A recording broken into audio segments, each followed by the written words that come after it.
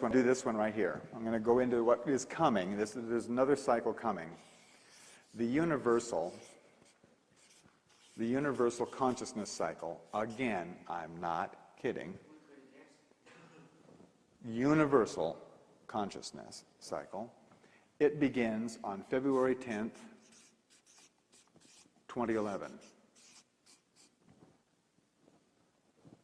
During this consciousness cycle, each one of these shifts and changes will last for, or will take 20 days.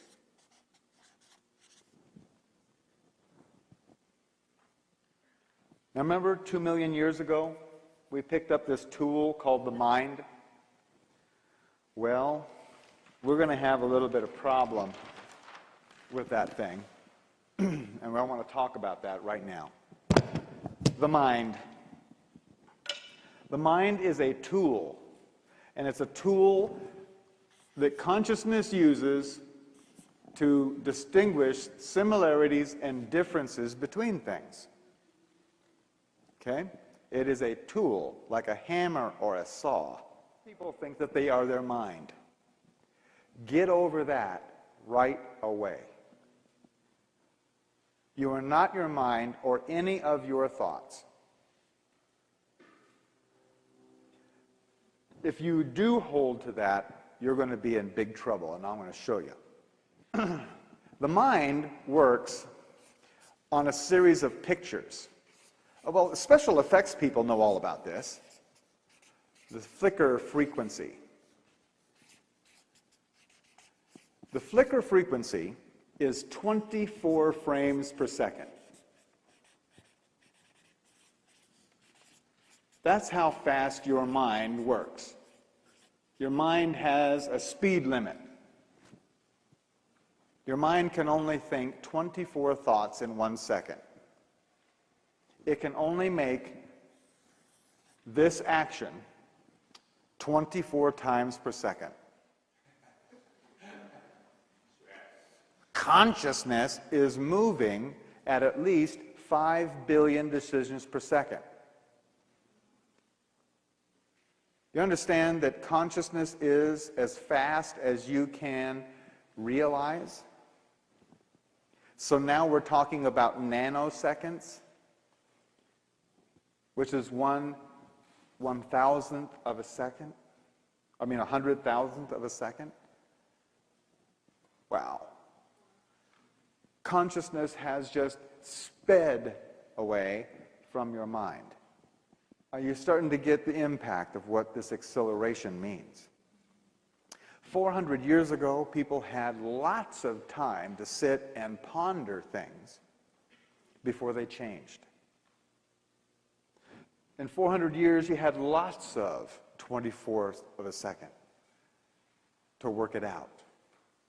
But now, it's not that way, and it's going to get faster and faster on everybody you know, including yourself. So now, it's pretty evident that we are all going to be going completely out of our minds.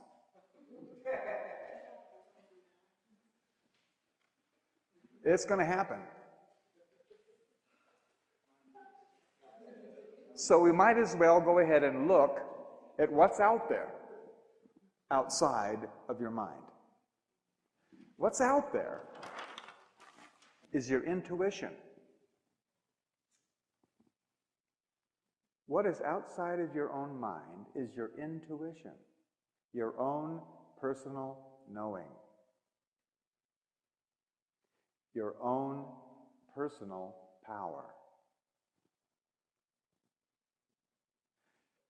And having this engaged really puts the mind in its place, where it becomes just a tool rather than an identity. So, how do you do that? Well, intuition is your own personal knowing, right? And all knowing comes from a source. We don't have to give it a name even. It just comes from somewhere. And it comes in a flow, more or less. It's like this is this, there we go. We'll have this flow of creation. See, the source of this flow would necessarily be the source of all knowing, because all that happens is coming out, all that exists is coming this way. So, here we have your consciousness in this flow of event. Okay? Here we go. Like this, this. Oh boy, he's getting quicker and quicker and quicker and quicker and quicker. Your consciousness is oriented by time and place. In this flow. This is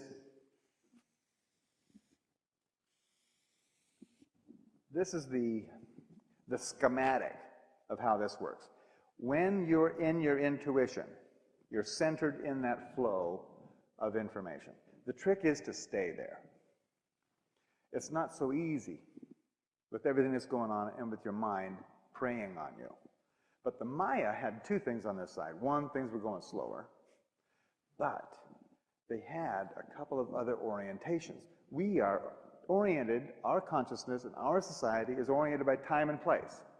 Time and place, time and place. Physical, physical, physical, physical. The Maya had some more help. They had this orientation right here, which is called personal intent.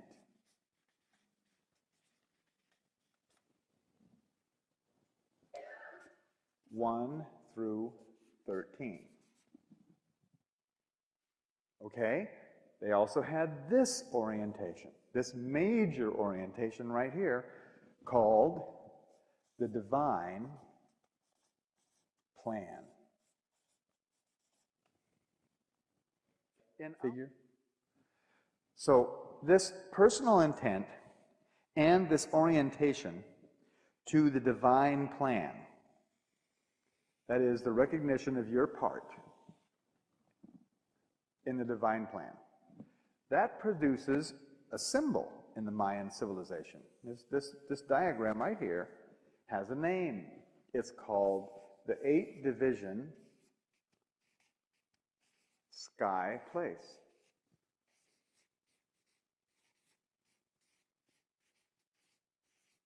And that symbol stands for heaven.